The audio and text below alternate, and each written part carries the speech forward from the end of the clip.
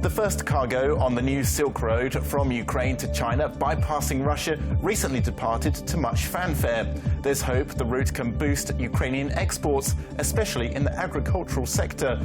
But what sort of benefits will this bring? Are Ukrainian companies prepared to expand? And what ramifications have mutual trade embargoes between Ukraine and Russia had on business? Joining us now is Vladyslava Rutytska, the Deputy Minister on Ukrainian Integration at the Ukrainian Ministry of Agrarian Policy and Food. Thank you very much for joining us. Thank you very much, Tom. So please tell us more about this new Silk Road. It was a big event that happened recently. Yes, recently, actually, it was 15th of January. The first, let's say, cargo trip was started half-loaded, actually, but it's like to show our ability to go transpass Russia and to bring our goods to China. Actually, it goes through the two seas. First of all, the Black Sea and Caspian Sea, and for us, it's a really big event. So it follows this ancient route. What sort of goods and products do you think that this route will take to China? Actually, this first example, it was half-loaded with some part of the still goods, but for us really essential to trade to China our agricultural goods, because with the China we have one of the biggest agricultural export.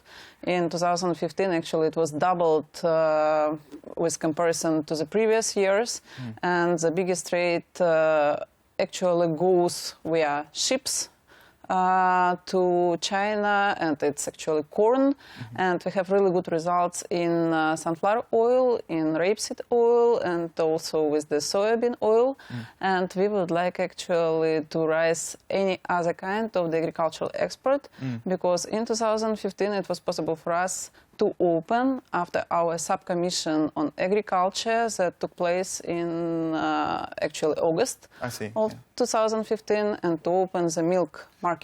But what about the decline in China at the moment? I know that the market is going down, exports are decreasing in certain sectors, so have you taken this into account? Yes, we do taking this into account, but talking about the agricultural goods, we have a stable demand from the China.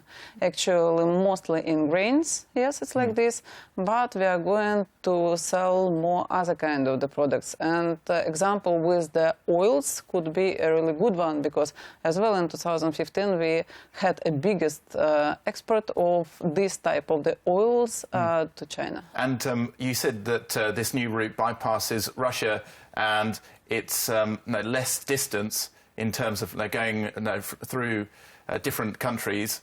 But is it cheaper?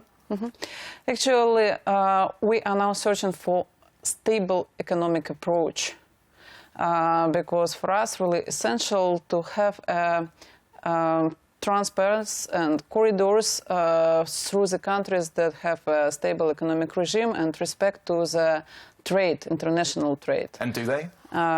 Yes, and right now it's going not only from Ukraine, but also via Georgia, then Kazakhstan, Azerbaijan to China.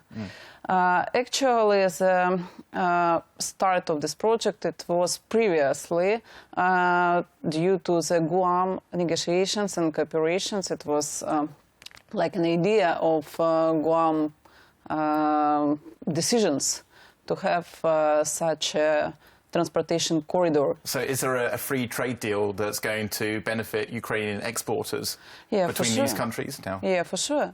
Because in case you will rely on the economic statistics provided by ING, in 2016-2017 we do expect to have a real rise with the trade with the Kazakhstan. But will it still be cheaper, though? Going back to the previous question, because it should be cheaper, but we should assume as well the distance. It's up to 6,000 kilometers, and to consider the timing, because right now it's approximately up to the 12 days, and we do expect to downsize it till 9 days. Yeah, so it's going to be a big project, and it's not just to Asia, but also there's a lot of business with Europe now. We have the new association agreement that came in recently. I wanted to ask you, how are Ukrainians living in rural areas, often farmers, how are they going to benefit from this? Is there information that's being provided, or...? Yes. What's happening at the ministry? For sure, for us, really important to boost the creation of the agricultural cooperatives and to give them ability to export. Because right now, mostly export goes to the big agricultural producers and also to the traders. But we do expect for those who live in the rural areas to start to cooperate, and we would like to boost it even with the legislation and even with the help of the international donors. Often in the past in Ukraine, there's been some problems with buying and selling land, and the agricultural sector has been dominated by both domestic and foreign companies who produce on a mass scale, and that leaves the smaller farmers in a weaker position. So what sort of work is the ministry doing to make sure that these farmers have the same competition with the bigger companies? Right now, on the development, we have up to the 8 land legislation laws and also sub-laws that will pass through the parliament during this year. And actually, what we would like to have a real open, transparent and understandable land legislation and to perform the land reform.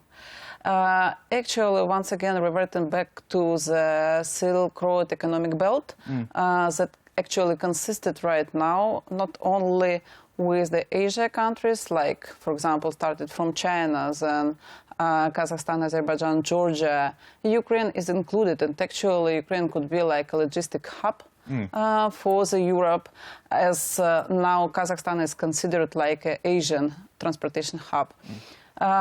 In 2016, the first, let's say, cargo will go from China through Georgia to Europe, and we do expect in 2017 to have a stable transportation via Ukraine. So it's going to be one complete route. And what about food safety as well? Another big challenge for the government is the EU food safety standards. And now in Ukraine, is there double standards? That, for example, you have one set of standards for Ukrainian exports to Europe, and also you have the other set of standards just for Ukraine. So is there any work being done to make sure that these are the same?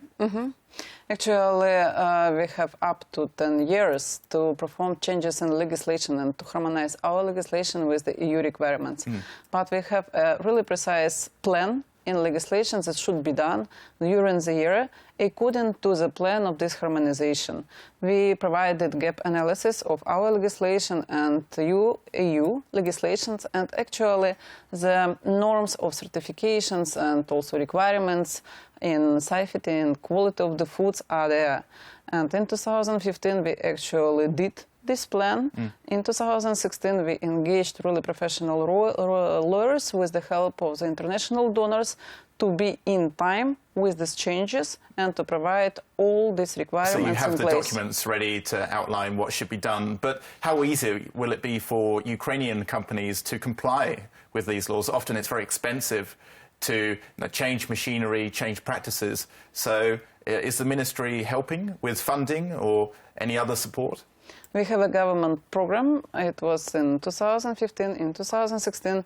Unfortunately, we should say that right now the budget of the ministry is smaller than we do expect. But I should say that with the international help, we will provide the help for our agricultural producers to update their facilities and to face this process in having ability to export to EU. Because they're still Soviet standards, almost. But you know, actually we should rely on the figures. In case we rely on the figures, you can see that during the last 2 years, we raised our export to EU, and now the share of EU agricultural export is up to 30%.